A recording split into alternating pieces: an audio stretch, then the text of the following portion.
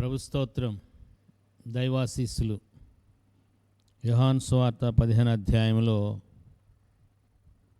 2వ వాక్యం, నాలో ఫలింపని ప్రతి తీగను ఆయన తీసి పారవేయను, ఫలించు ప్రతి తీగ మరెక్కువగా ఫలించవలనని దానిలోని పనికిరాని తీగలు తీసివేయను.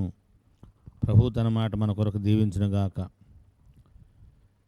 ఉదయకాలంలోనే దేవుని మాటలు వింటున్నామంటే ఈ దినమంతట్లో దేవుని సహాయాన్ని కోరుతూ, దైవాశీర్వాదాన్ని కోరుతూ, దైవ కాపుదలను కోరుతూ ఆశతో వింటాం.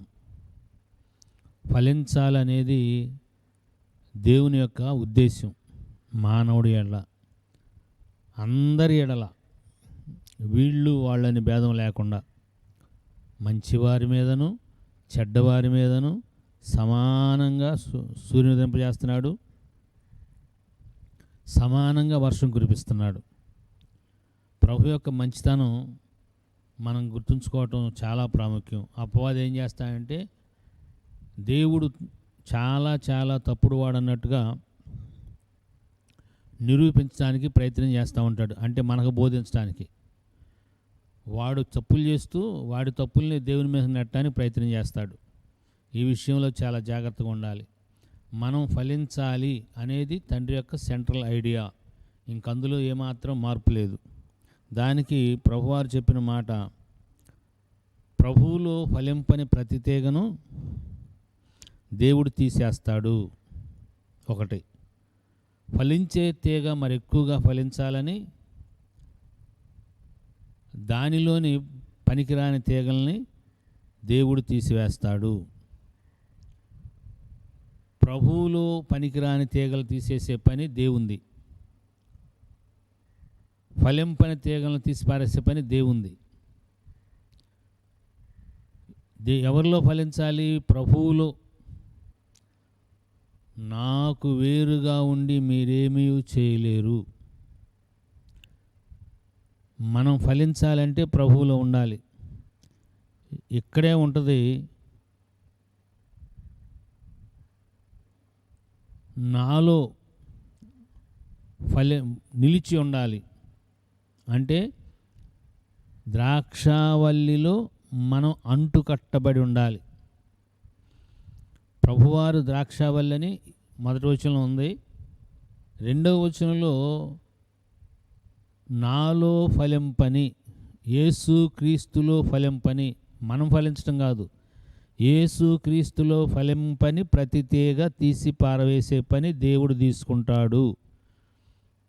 మన జీవితంలో కొన్నిసార్లు కొన్నిటిని దేవుడు తీసివేస్తూ ఉంటాడు. కొందరు సహవాసాన్ని తీసివేస్తూ ఉంటారు, కొందరు స్నేహాన్ని తీసివేస్తూ ఉంటారు, కొన్ని పరిస్థితులు తీసివేస్తూ ఉంటారు.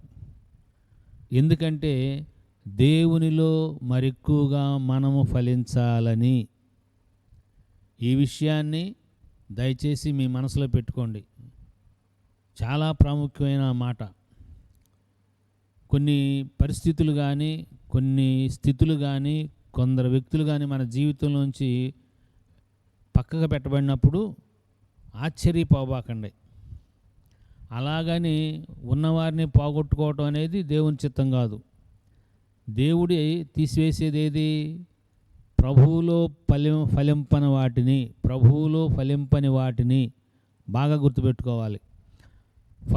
నువ్వు ఫలిస్తున్నావు, ఎదుటివారు ఫలిస్తున్నారు, వాళ్ళని తీసేసే పని ఏం జరగదు. మనం తీసేసుకోకుండా జాగ్రత్తగా చూసుకోవాలి. మనల్ని బట్టి కొన్ని తీసివేయబడతాయి. అలా జరగకుండా చూసుకోవాలి. మనం ప్రభువులో ఫలించాలి అంటే పనికిరాని తీగలను దేవుడు తీసివేస్తాడు, శుభ్రం చేస్తాడు, వెరీ క్లీన్గా చేస్తాడు. ఎందుకంట